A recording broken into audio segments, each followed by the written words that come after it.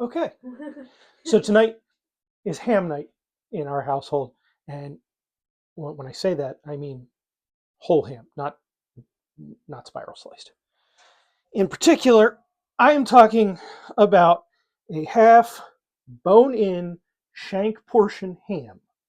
That's how my mother always made it, so that's what I always do. Now, ham like this comes in two cuts, butt and shank.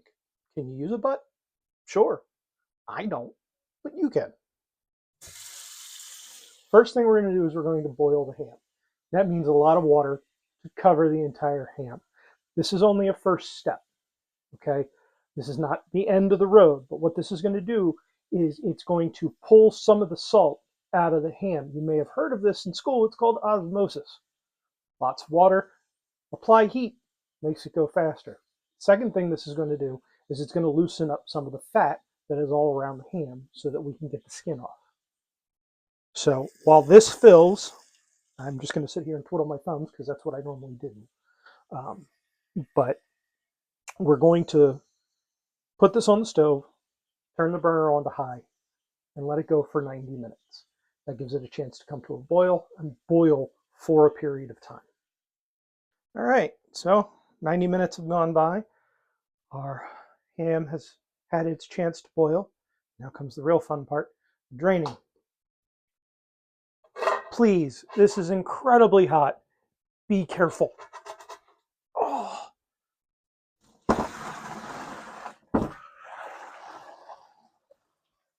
It's also a great way to get a steam facial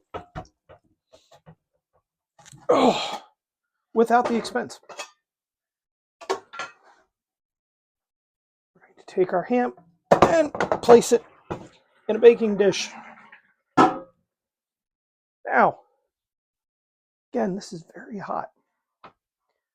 We have a can of pineapple slices in heavy syrup. Pineapples are on that plate. Heavy syrup plus a can of water are in this bowl. In this bowl, we have a cup of brown sugar, dark for preference, and a tablespoon of ground mustard. Why ground mustard? I don't know. My mother used it, and I've tried it without, and it doesn't taste right. So, tablespoon of ground mustard. Put those two together.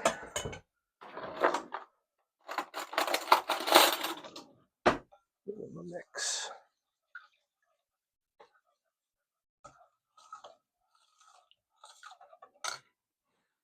Now, for the ham. We want to take the skin off of the back of this ham, but we don't want to take all of the fat. This way, we have something that when it goes into the 350-degree oven, it has a way of self-basting as that fat melts. And as some very famous TV personalities used to say, fat is flavor. So we want to make sure we reserve some of that fat on the ham so that flavor isn't lost. You have to get every bit of the skin off? No.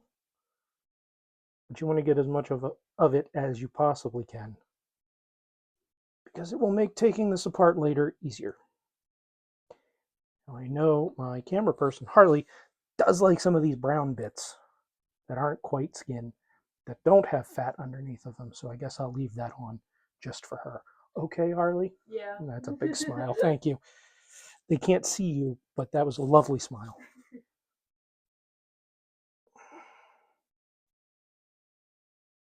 Okay.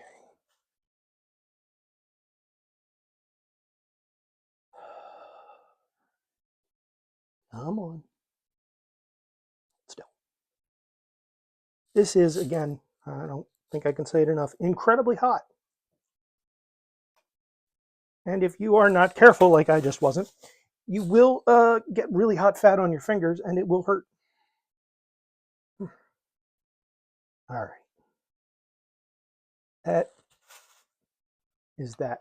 Next up, once we've got enough of the skin off to expose the fat that we want for this, we are going to use our paring knife to score the fat.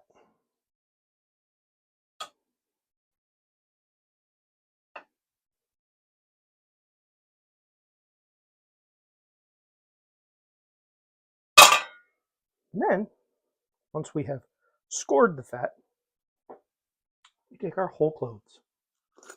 Did I forget to mention whole cloves? I did. You need whole cloves.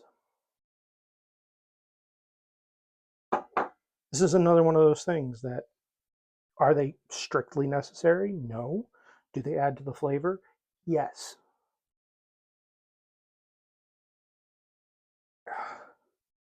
Each of those cubes that you make when you score the fat, it's a clove. And that flavor will be basted into the ham as it finishes cooking in the oven.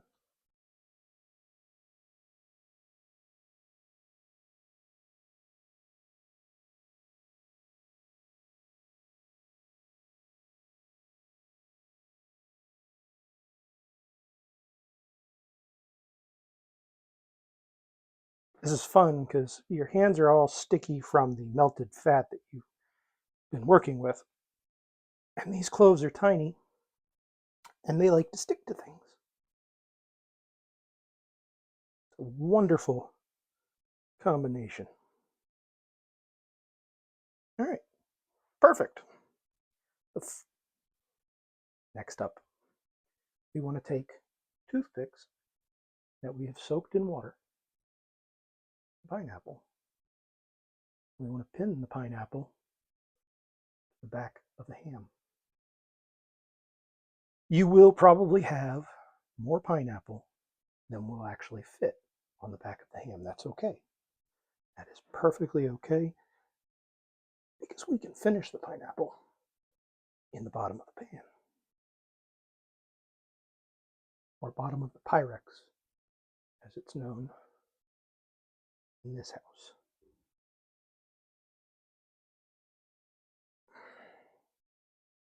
Some people like to put cherries in the middle. I'm not one of those people, but you know my dad is. So if you like maraschino cherries, feel free to load them up. Also using soaked toothpicks. Final step. Mix this together. Pour it over the back of the ham. Let it run through the fat.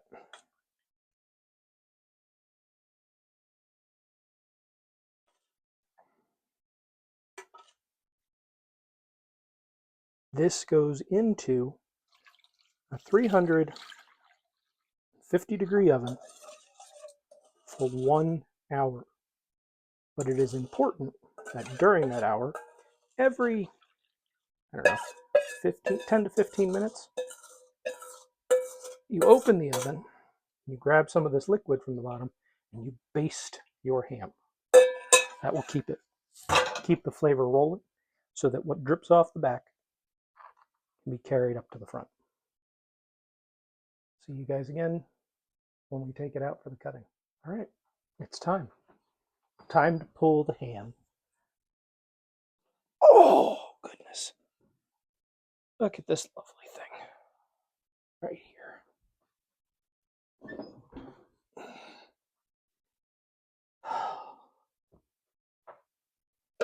Do one last baste with my measuring spoon turned baster.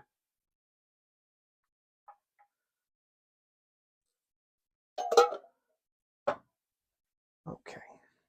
Now it is important when you are taking apart your ham that you have a fork and obviously a knife. Unless you're going to try to eat it whole, and I strongly don't recommend that. Remove pineapple first.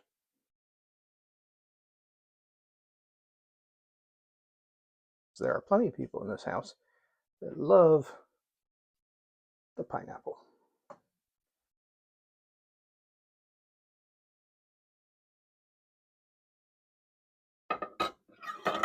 Behave.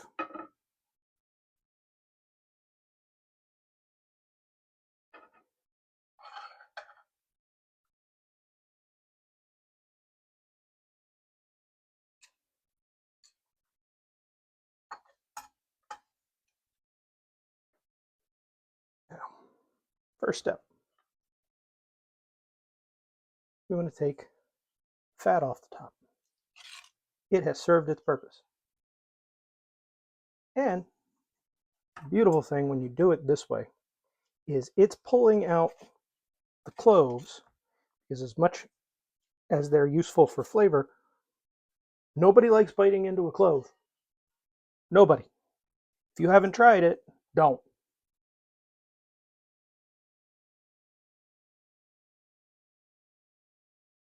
Okay. Now,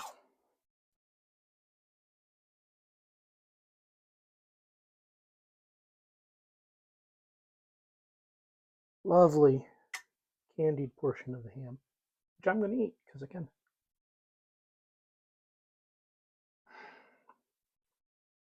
Phenomenal. Absolutely phenomenal. Camera person, would you like to try? Yeah. Yeah, I thought you might.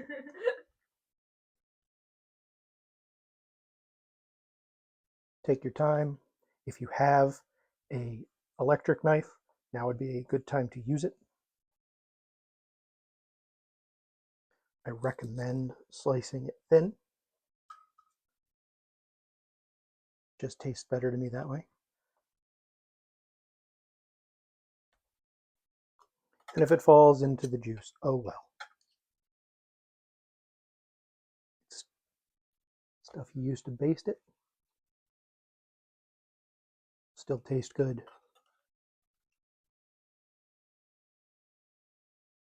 On the ham. This could take some time. I recommend taking apart as much of the ham as you feel you will need to feed whatever army you have in your home.